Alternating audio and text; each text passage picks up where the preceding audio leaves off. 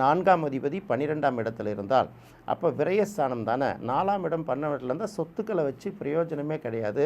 சொந்த ஊரில் சொத்துக்கள் மிகப்பெரிய அளவுக்கு பரவி கிடந்தால் கூட அந்த இடத்துல இருந்து அதை ஆண்டு அனுபவிக்கிறதுக்கான வாய்ப்பு அவங்களுக்கு கிடைக்காது. ஒன்று பார்த்திங்கன்னா இங்கே பெரிய அளவுக்கு சொத்து இருக்கும், படிச்சுட்டு வெளியூருக்கு போயிடுவாங்க, அங்கே பெரிய தொழில் பண்ணுவாங்க, அது பெரிய வருவாய் கிடைக்கும். ஸோ பூர்வீகத்தை விட்டு வெளியேறுவதற்கான ஒரு வாய்ப்பை தான் இது உருவாக்கி கொடுக்கும். அடுத்தது 4ஆம் இடம் கல்வி ஸ்தானம் அப்படின்னு சொல்கிறோம் இல்லையா. 12ஆம் இடம்ங்கிறது ஆராய்ச்சி கல்வின்னு சொல்லலாம். அடுத்தது 4ஆம் இடம் கலைகள்.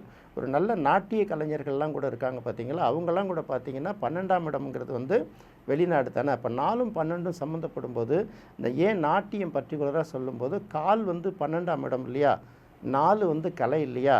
அப்போ இந்த நாட்டிய கலை நடன கலையெல்லாம் சிறப்பு பெற்றவர்கள் நிறைய பேருக்கு பார்த்திங்கன்னா 4ஆம் அதிபதி 12ஆம் இடத்தோடு தொடர்பு பெற்றிருக்கும். அதன் மூலம் அவங்க புகழ் பெறுறாங்களா, வருவாய் பெறுறாங்களா அப்படிங்கிறது மற்றதை நம்ம பார்க்க வேண்டியதாக இருக்குது. ஸோ 4ஆம் அதிபதி 12ஆம் இடத்தில் இருந்தால் ஒரு வகையில் ப்ளஸ்ஸு, இன்னொரு வகையில் மைனஸு.